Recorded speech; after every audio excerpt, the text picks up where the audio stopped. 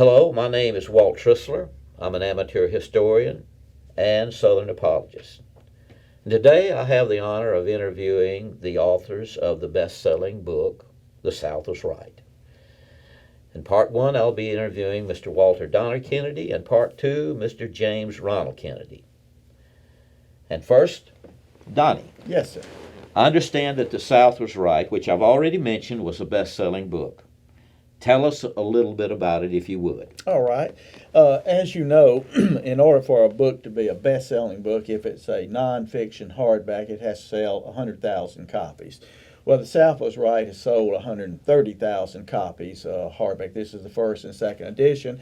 And you add in about another 5,000 electronics, so we've sold total about 140,000 copies. Okay. So it is a best-selling book. And interesting enough, Walt, the most common response I get from people who have read The South Was Right was not that, oh, gee, that's new information. They will tell you, I always in my heart of heart, I knew the South was right, but you just laid it out where I can really understand it. All So right. that's really the summation of the book in a nutshell. Okay.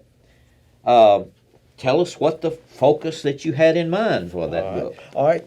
The first and second edition, we kind of focus in on why Southerners have a right to be proud of their heritage, their history, and of course their liberty, their freedom as Americans. Mm-hmm. So we're told nowadays, and even in the past, Southerners were told they had to sit on stools of eternal repentance. Mm-hmm. In other words, they had to always apologize for slavery, for racism, for treason, for secession. And lo and behold, we're showing people, no, the South was indeed right.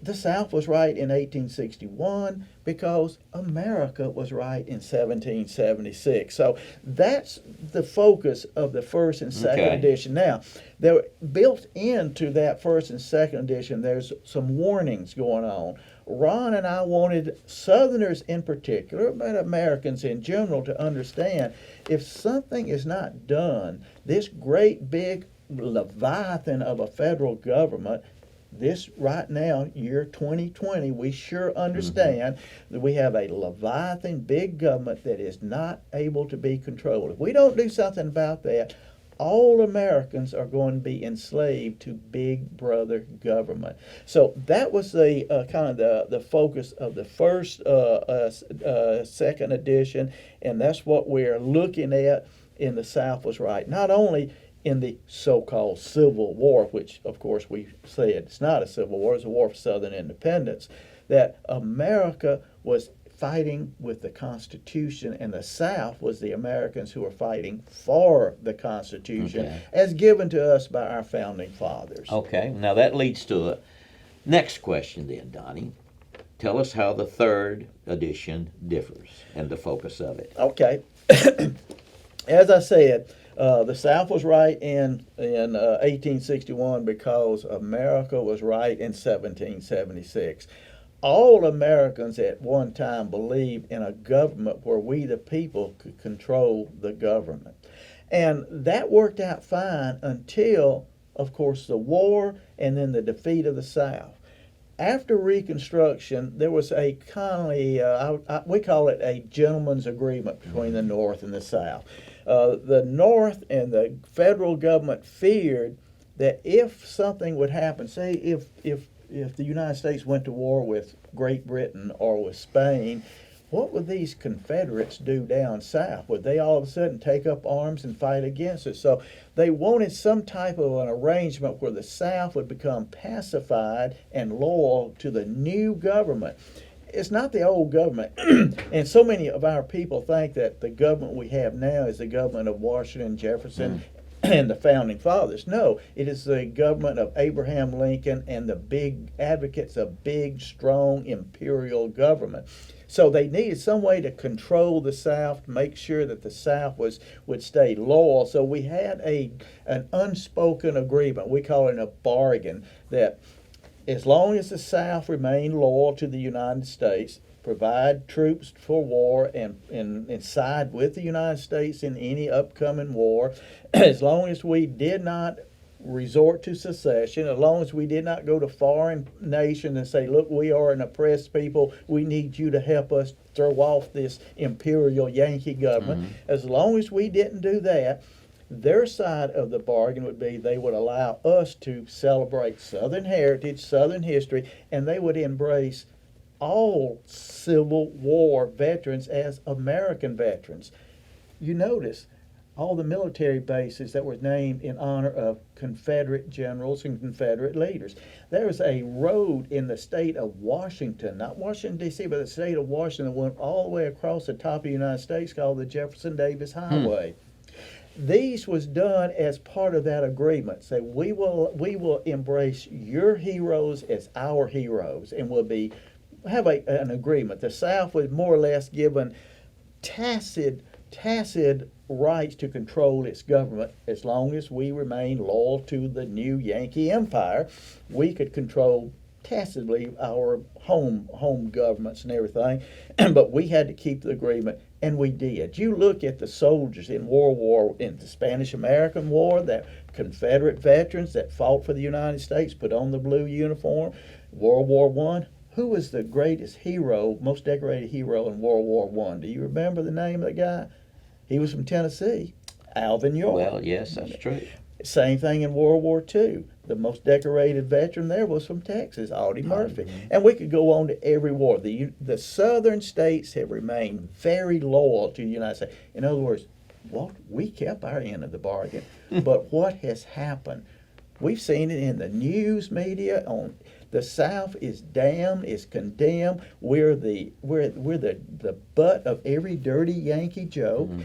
All our heroes condemned. Look at Robert E. Lee. He's been pulled down off of every statue. Anything that's remotely identified with the Confederacy is being removed from anything that the United States has. Well, who broke this bargain? Was it Southerners or was it Northerners? So the bargain has been broken, and that's what the focus of this third edition is. Number one, as we said in the first and second edition, Mr. Southern, you have a right to be proud of your heritage and your history. You have a right to every freedom that is announced in the Declaration of Independence.